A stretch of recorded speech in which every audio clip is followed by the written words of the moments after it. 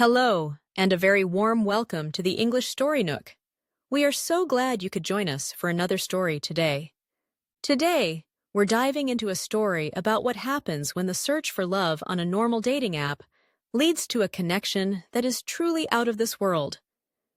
Get ready to discover a romantic tale about two people from very different realities trying to build a life together. Before we dive in, if you enjoy our stories and want to support what we do, please give this video a like, subscribe to the channel, and consider buying us a coffee on Ko-fi. There's a link in the description below. Every like, subscription, and small contribution helps us keep creating great content for English learners like you. Let's get started. Swipe left on Immortality.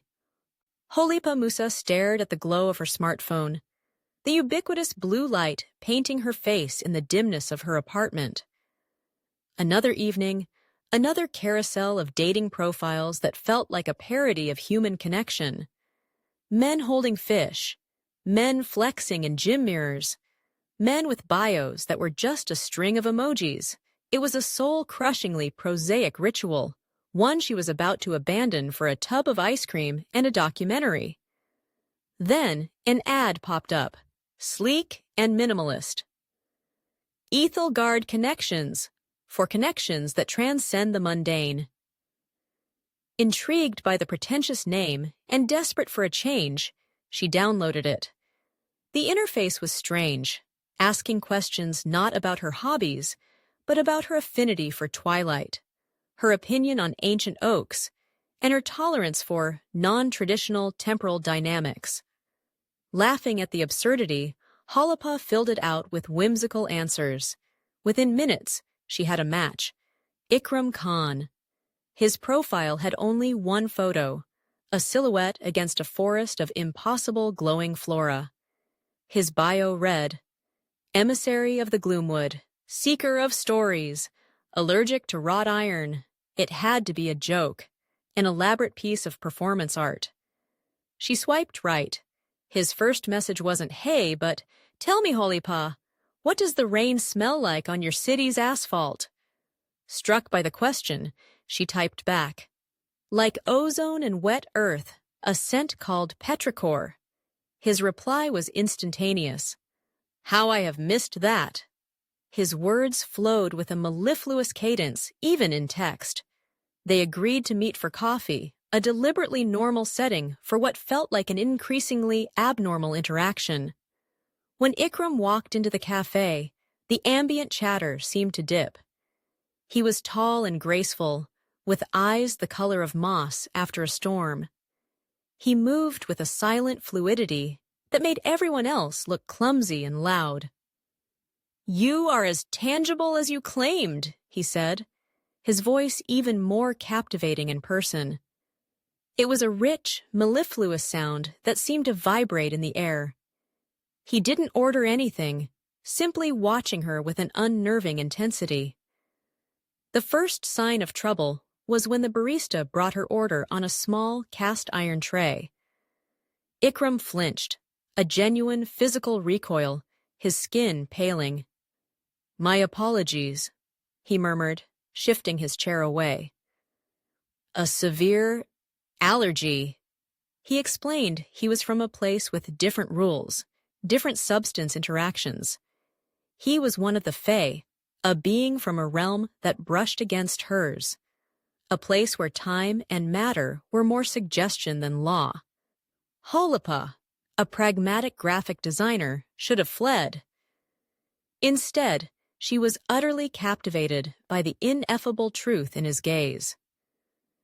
Their courtship was a study in contrasts, a constant juxtaposition of the magical and the mundane. He couldn't eat her food, finding it coarse and toxic, so their dates were picnics where he'd consume only a strange, silvery liquid from a flask while she ate her sandwich. He could make streetlights flicker with a gesture and speak to the stray cats in the park, yet he was baffled by the concept of Wi-Fi. Holipa found herself living a double life. By day, she designed logos for tech startups. By night, she listened to tales of moon petal harvests and the politics of river spirits. Her best friend, Shawaye, was deeply concerned. He sounds like a cult leader, Holes, or at the very least, a man who needs a serious psychological evaluation. Shawaye's pragmatism and Holipa's newfound romanticism were constantly at loggerheads. You don't understand, Holipa would insist. When he describes his home, it's ineffable. I feel like I'm there. She was living vicariously through his stories, experiencing a world she could never truly touch. The sheer impossibility of it all was both the allure and the agony.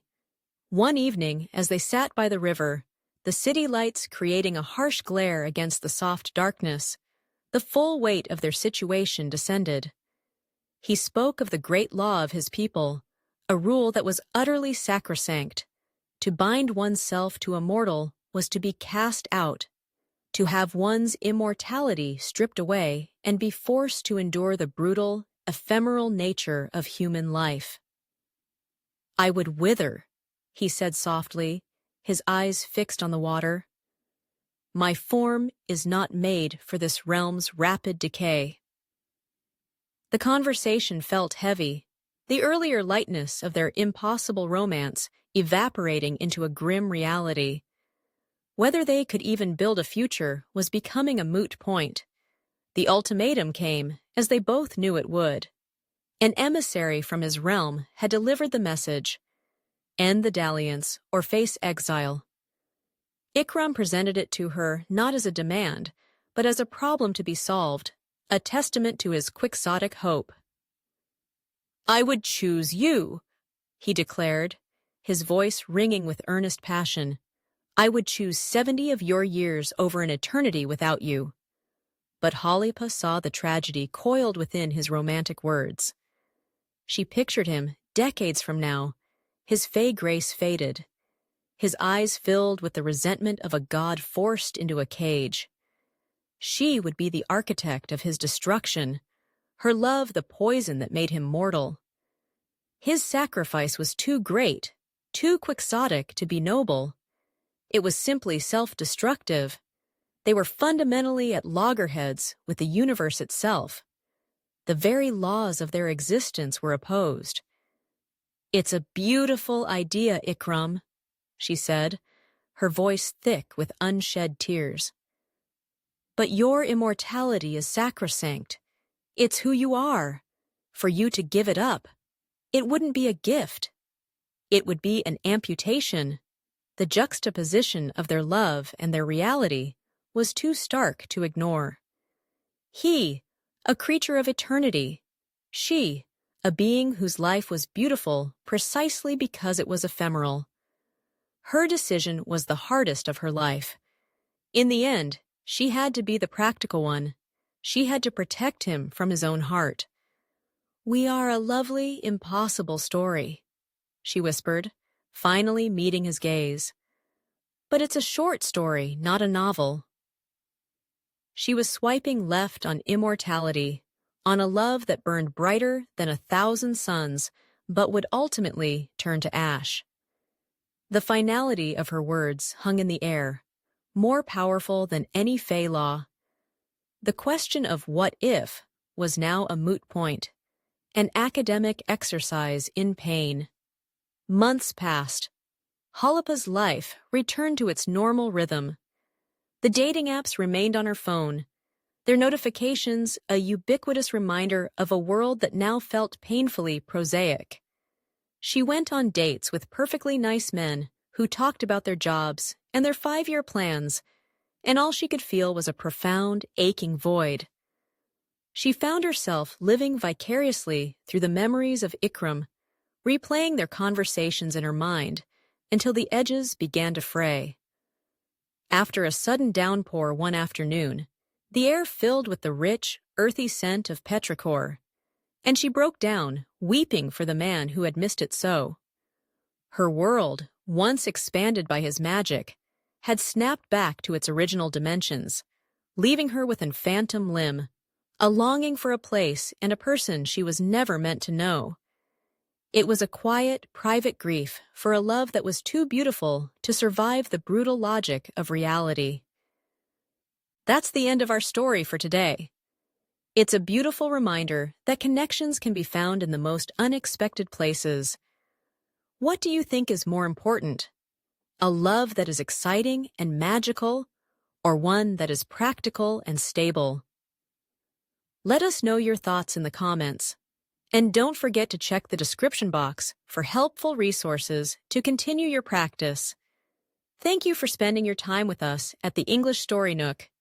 Keep learning, stay curious, and we can't wait to see you in the next video. Happy learning, and goodbye for now.